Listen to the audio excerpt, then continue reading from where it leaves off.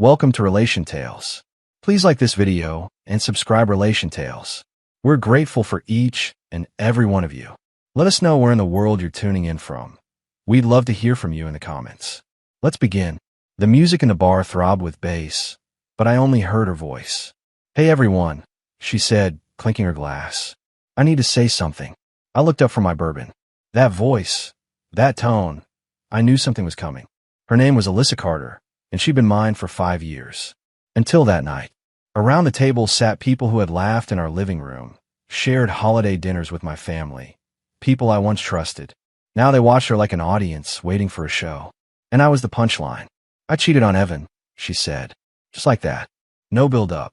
No shame. Just a sharp, public execution of what used to be us. The air froze. The bar went quiet. She tilted her head, as if daring me to react. I needed someone who actually had ambition, she continued, running a manicured finger along her glass. Not a guy stuck fixing people's routers and dreaming about launching some tech thing that'll never happen. Someone chuckled. Laughter spread like wildfire. And I just sat there, calm. Logan, the guy who once crashed on my couch after getting dumped, raised his beer and said, "Yo, Alyssa, that's savage. But like, mad respect." Kinsey, who once called me crying at 2 a.m. over her toxic ex, looked at me with pity and relief that it wasn't her. Even Trevor, who called me his brother from another mother, leaned in and whispered, "Maybe it's for the best, man. She deserves someone more, you know." No one had my back. Not even a little. But I didn't flinch. I stood up, looked at Alyssa, and said, "Cool." That was it. No shouting. No scene. I tossed my apartment key on the table, gave her the smile she always hated, tight, calm, unreadable, and walked out of their little theater of betrayal. As the door swung shut, their laughter erupted louder behind me. But here's what they didn't know. That was the moment I started planning something none of them would forget. Not a breakdown. A rebuild. The next morning, I didn't cry. I didn't text her. I didn't rage scroll through her socials. I brewed coffee, ate dry toast, stared out the window at the same street I'd driven down with her 100 times. Then I pulled out my whiteboard, the one I bought for a startup that never got off the ground. And I wrote, "Disappear, build, return." She thought I was weak. They thought I was disposable. They were all wrong. Flashback, 2 years before. I met Alyssa at a university career mixer. She was wearing a navy blue dress and handing out resumes with that infectious, half-daring smile. I said something dumb about preferring code to crowds. She said something smarter about how ambition was attractive. We clicked hard. Our first kiss was on my couch, with half a pizza between us and a movie we never finished. She said I made her feel safe. I told her she made me feel seen. It was real. For a while. She'd bring me sandwiches during my overnight shifts, leave notes in my tool bag. "You're gonna change the world one day, nerd." I believed her. We planned things. Dogs. A fixer-upper house. Even kids once. She'd hum lullabies without realizing it when we walked through the baby aisle at Target. But somewhere along the line, I became a placeholder. She got promoted. Started hanging out late. Started saying I didn't push hard enough. "You're always talking about building something, Evan," she told me one night. "But all you do is fix other people's problems. When are you going to fix your own?" That stung. But I brushed it off. Until I saw the text on her iPad. Matt. The name meant nothing to me, until I saw the photos. The ones where she wasn't wearing that navy blue dress. Or anything at all. She didn't even bother hiding it. Like she wanted me to find it. But I didn't confront her. I waited. Until her little show at the bar. Her performance. Her final act. The day after the breakup, I shut everything down. Deleted socials. Switched my number. Changed gyms. Quit my job at the help desk. Then I got to work. I reached out to my old college mentor, Dr. Rhodes, who once told me I had CEO wiring. She'd long since retired but replied instantly. "Evan, glad you're alive. I always need circle back. I got a contact at Helix Tech. They're looking for a cybersecurity specialist who's hungry." You still hungry? I was starving. For 6 months, I was a ghost. No posts. No photos. No contact with anyone from that bar. Instead, I ran 6 miles every morning, studied code for 12 hours straight, lived off grilled chicken and spreadsheets, and worked freelance contracts I used to dream of landing. When they posted brunch pics, I was designing architecture for cloud security. When they went to pool parties, I was filing my LLC paperwork. I didn't sleep much, but I slept right, because I was building someone they wouldn't recognize, someone they couldn't touch. And I made one promise to myself. I would not seek revenge. I would become it. I kept my life split between 3 spaces. A dim one-bedroom apartment with no TV, no distractions. The public library downtown where I spent every evening buried in books. A shared workspace where the lights never turned off, and neither did I. I didn't just study. I absorbed. I became fluent in threat detection, cloud infrastructure, Python, and network hardening. Every system I debugged, every vulnerability I patched. It was one more brick laid in the foundation of my comeback. I built Blue Shield Systems, a boutique cybersecurity firm. Small, quiet, efficient. Clients came one by one, local realtors, then law firms, then a bank. By the 8th month, we had 12 clients, then 20. By the 10th month, we had a waiting list. But I told no one, because it wasn't about showing them anymore. It was about becoming untouchable.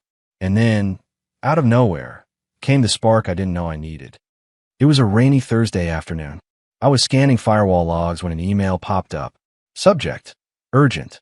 Need executive support. From Harper D at lyramarketing.com. I clicked.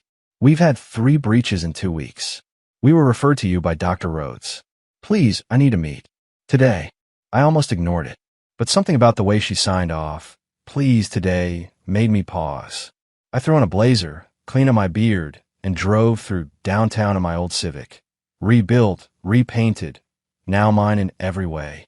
When I walked into the 32nd floor of Lyramar HQ, Harper DeWitt was waiting by the glass wall, staring out of the storm with her arms crossed. She turned around. Sharp gray suit, dark brown curls, eyes that looked like they didn't flinch easily. "You're Evan?" she asked. I nodded. She smirked, then said, "Good. You don't look like someone who asked for permission." That first project turned into a 6-month retainer. She was brilliant, demanding, blunt, but never cruel. She respected competence, and I gave her exactly that. Late nights turned into deeper talks. Talks turned into dinners. But I kept her at arm's length, because I still remembered what it felt like to be discarded. Meanwhile, the old circle started noticing. Kinsey followed me again. Trevor liked a post from my company's brand page. Even Logan DM'd me. "Yo bro, wild to see you doing big things. Hope there's no hard feelings." Right? No hard feelings. Just the echo of their laughter when Alyssa publicly humiliated me. I ignored them all. But silence, it turns out, drives people insane. Then one night, nearly a year after that bar scene, I stopped by a bookstore on my way home. As I scanned the shelves, a voice behind me whispered, "Evan." I froze, turned slowly. There she was, Alyssa Carter, wearing a baggy coat, split ends, eyes lined with exhaustion. Her usual shine had dimmed. "Oh wow," she muttered. "You look different." "I am different," I said simply. She stared at me like she didn't believe it, like I was someone wearing my own skin. Then she said the line I'd waited months to hear. "I messed up." I nodded. She blinked. "That's it." "No." "Anger." "No." I replied. "Just clarity." That night, she sent me a message. "Caleb cheated. Twice. He's gone. Took my savings. I lost my job last month. I guess karma's real, huh? I keep thinking about us. About what we had. How safe you made me feel. Can we talk?" I didn't reply. Not because I hated her, but because I didn't. That part of me, the part that ached for her approval, was gone. She didn't cheat on the new me. She cheated on the version who would have died for her. That man no longer existed. Weeks later, I was at a conference in Chicago, giving a keynote on ethical hacking, when I saw Logan in the crowd. He waited by the elevators after. "Bro," he started. "You killed it up there." "I mean, who would have thought, right?" "I did," I said. He forced a laugh, then lowered his voice. She's not doing great. She keeps asking about you. Ben said she's been showing up to places hoping you'll be there." I didn't respond. I just walked into the elevator and pressed the button for the top floor. Because revenge isn't always a war. Sometimes it's a reflection.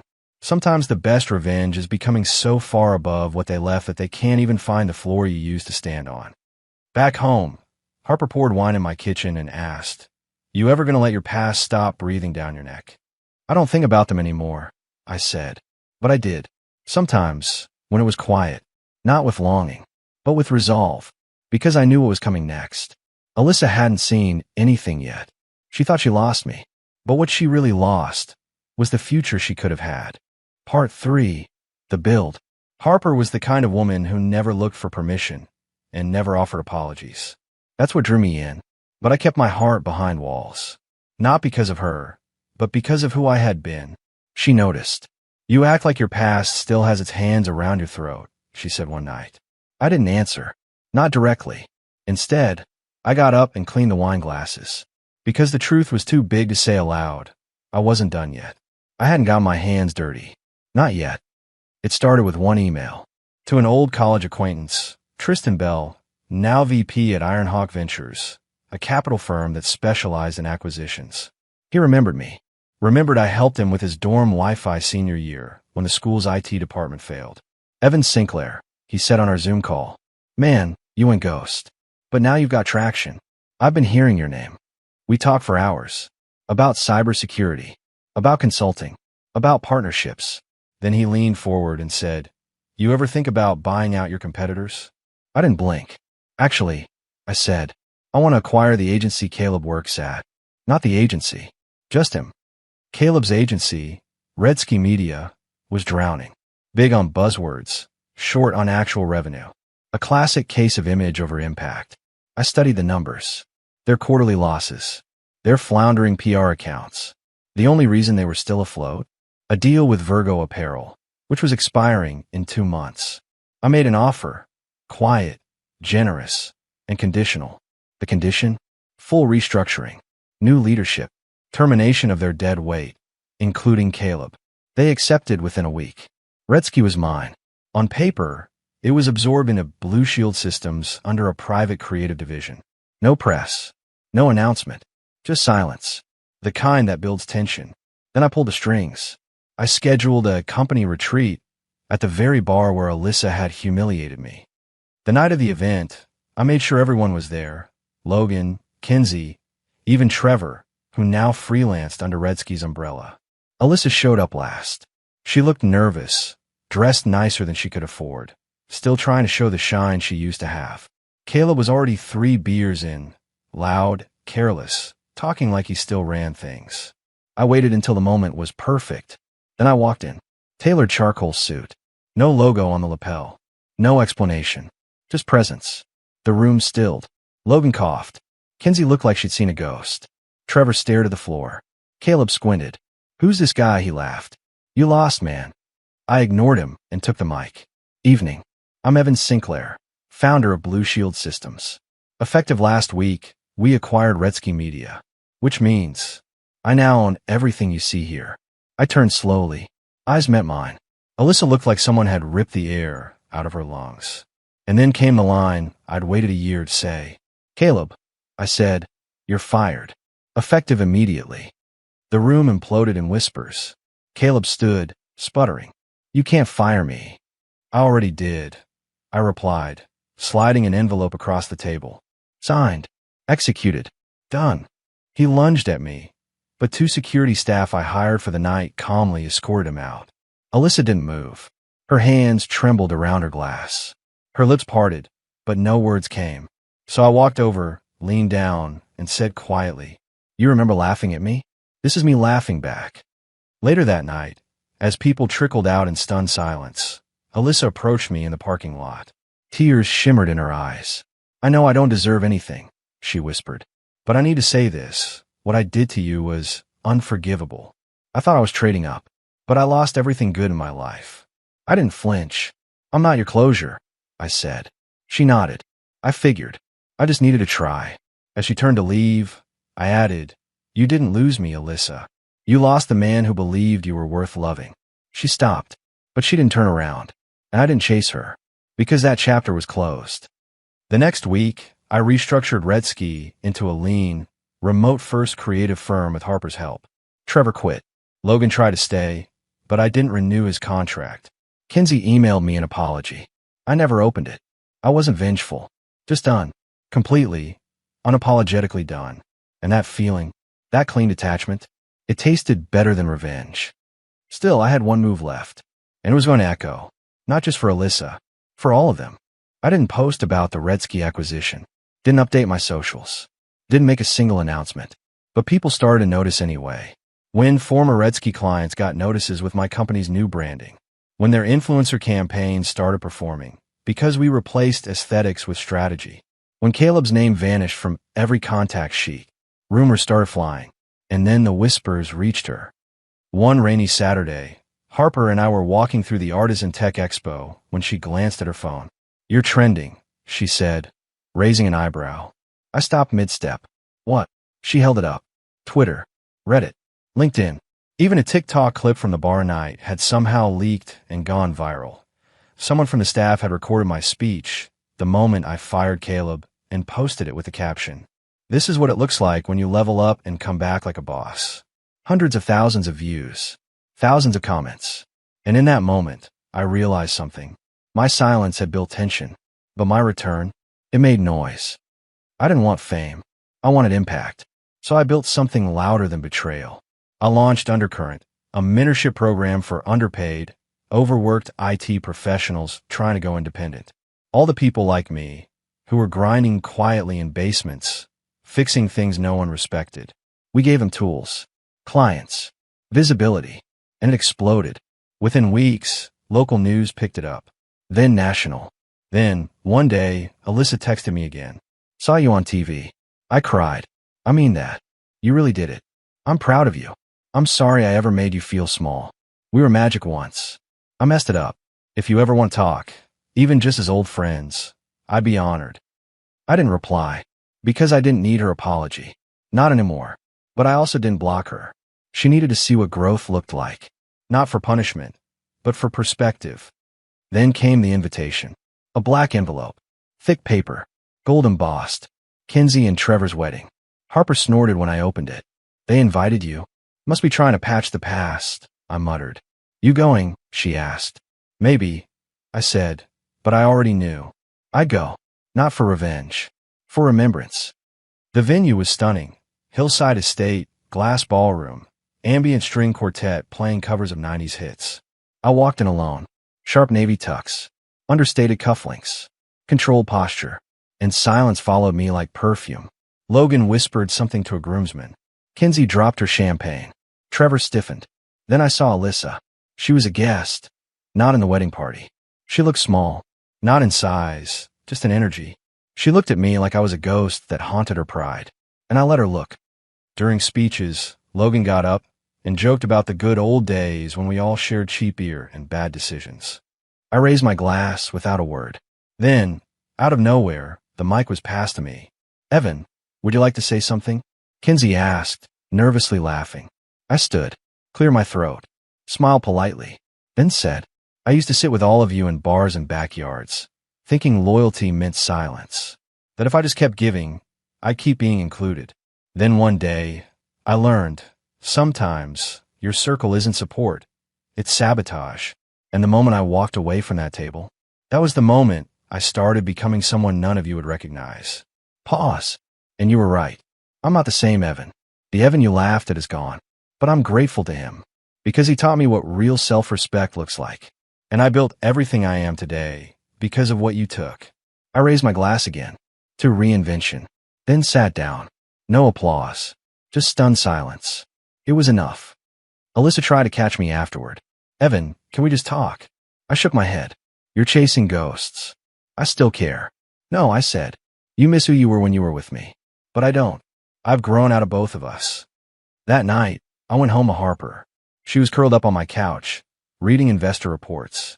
"You look like a man who buried something," she said. "I did," I replied. She put her report down and kissed me like she already knew everything I didn't say. Because real revenge, it's not proving them wrong. It's never needing them to know you were right. It's peace so loud it drowns out everything they try to break. Months passed. The story faded. The posts slowed. The buzz cooled. And that's when I felt it. Not revenge. Not victory. Just calm. For the first time in a long while, I wasn't running from anything or proving anything. I was just living. I kept growing the business, but now with balance. Hired people who cared. Spoke at colleges. Took weekends off. Harper and I didn't rush anything. We just built slow. She liked quiet mornings.